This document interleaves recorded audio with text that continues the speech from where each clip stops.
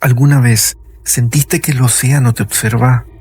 El mar argentino esconde secretos que nadie se atreve a contar.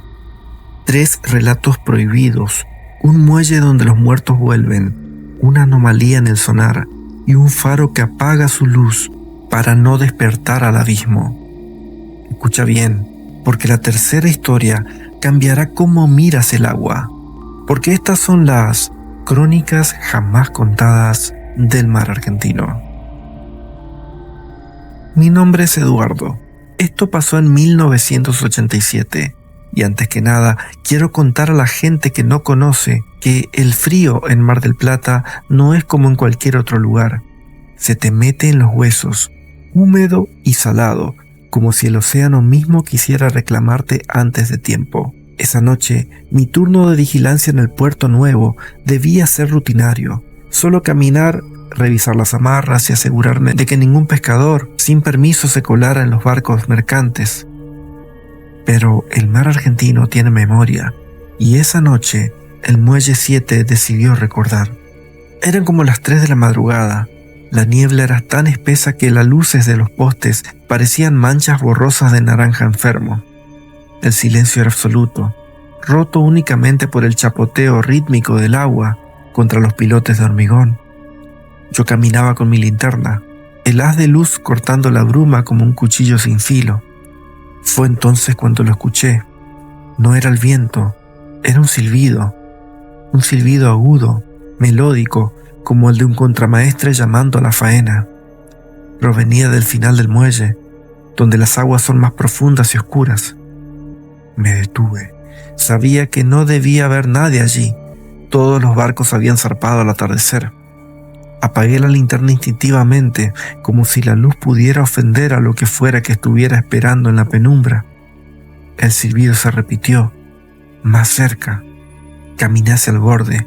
El agua negra parecía aceite, sin reflejos, tragándose la poca luz de la luna. Entonces vi la proa. No era un barco moderno de acero. Era de madera vieja, podrida, cubierta de percebes y algas que brillaban con una fosforescencia azulada. Reconocí la embarcación de inmediato, aunque nunca la había visto en persona. Era el San Cayetano, un pesquero que se hundió en el 78, con toda la tripulación a bordo, durante una sudestada histórica. Los diarios dijeron que no hubo sobrevivientes. Los viejos del puerto dicen que el San Cayetano nunca se fue. El silbido cesó. De la cubierta del barco fantasma, una figura apareció. Llevaba un impermeable amarillo, desgastado por la sal de años. No tenía rostro. Donde deberían estar los ojos y la boca, solo había agua oscura fluyendo constantemente.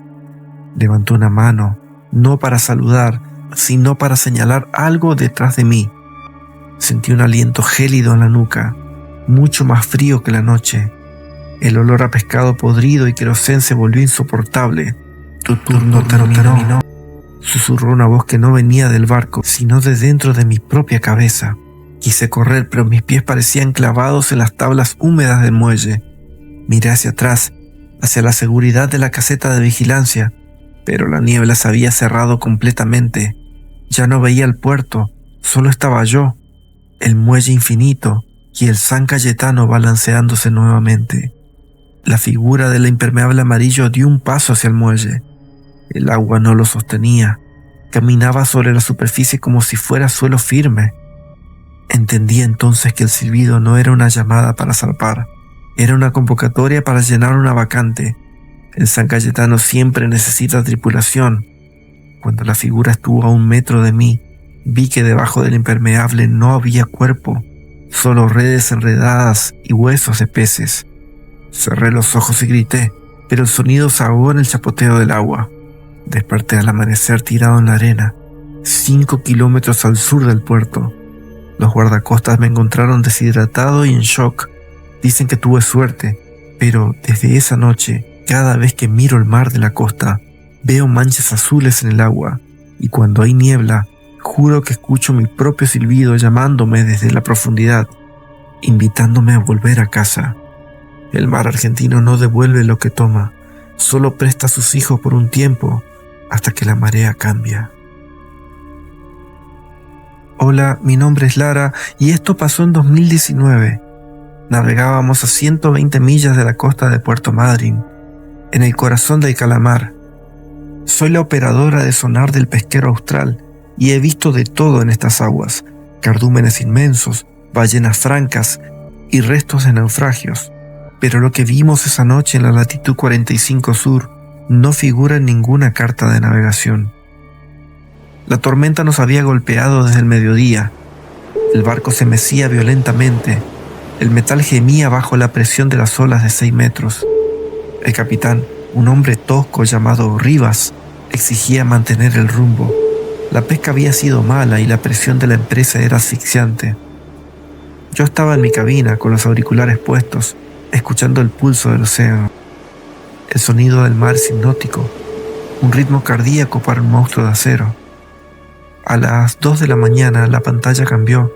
Normalmente los peces aparecen como nubes difusas de puntos verdes, pero esto era diferente. Era una masa sólida, roja, densa, que subía desde el fondo abisal a una velocidad imposible. No era un banco de peces, era algo único. Calculé el tamaño: más de 200 metros de largo, más grande que nuestro propio barco. Capitán, hay algo subiendo, dije por el intercomunicador. Mi voz temblaba. ¿Bajel? Preguntó él sin interés. No, es demasiado grande y está acelerando.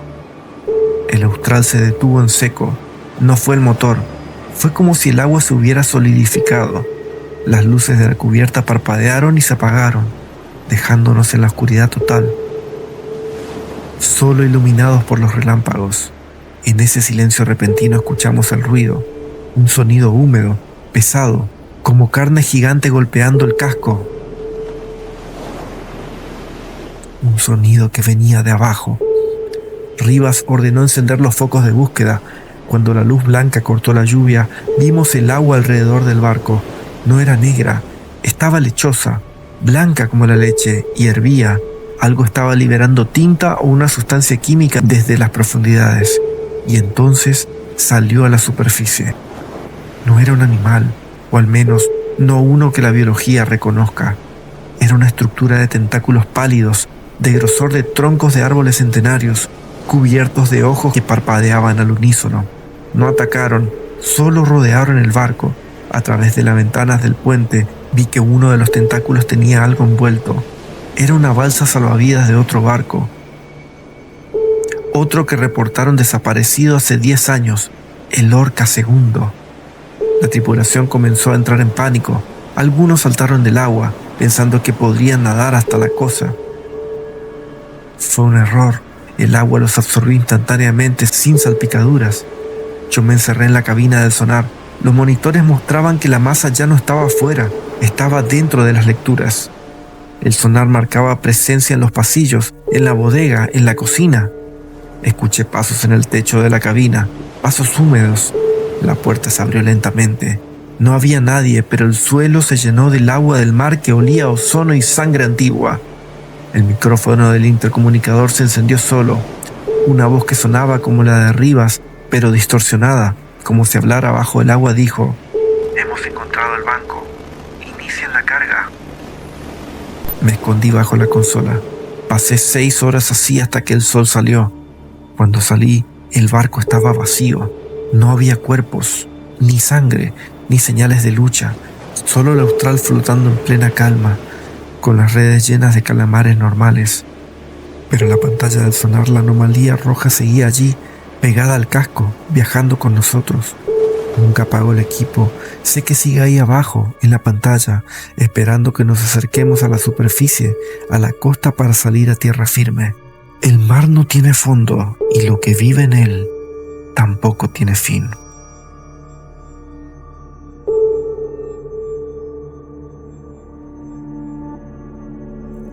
Mi nombre es Mario. Hace años me contrataron para llevar suministros a la isla de los Estados. El viaje desde Ushuaia es traicionero. El canal de Beagle es un cementerio de barcos disfrazado de paisaje turístico.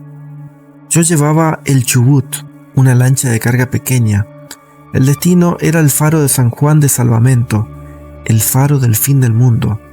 La orden era simple: dejar cajas de comida, combustible y recoger la bitácora del farero, un tal señor Ocampo, que llevaba 6 meses aislado. La isla es un lugar hostil, rocas negras, viento constante que aúlla como un animal herido y un mar que siempre está picado. Cuando amarré en el pequeño muelle de piedra, no hubo nadie para recibirme. Eso me pareció raro. El faro se alzaba imponente, blanco y rojo, contra el cielo gris plomo. Toqué la bocina, nada. Subí el sendero empinado con las cajas a cuesta. El viento me cortaba la cara. La puerta del faro estaba entreabierta. Entré gritando el nombre de Ocampo. El interior olía a humedad y a algo más dulce, como flores viejas. En la mesa central había una bitácora abierta. Me acerqué a leer las últimas entradas pensando que quizás el hombre estaba enfermo. Día 45. El mar habla más fuerte que hoy. Dice que la luz molesta. Día 50. Ya no duermo. Las sombras en el agua tienen nombres. Me llaman. Día 60.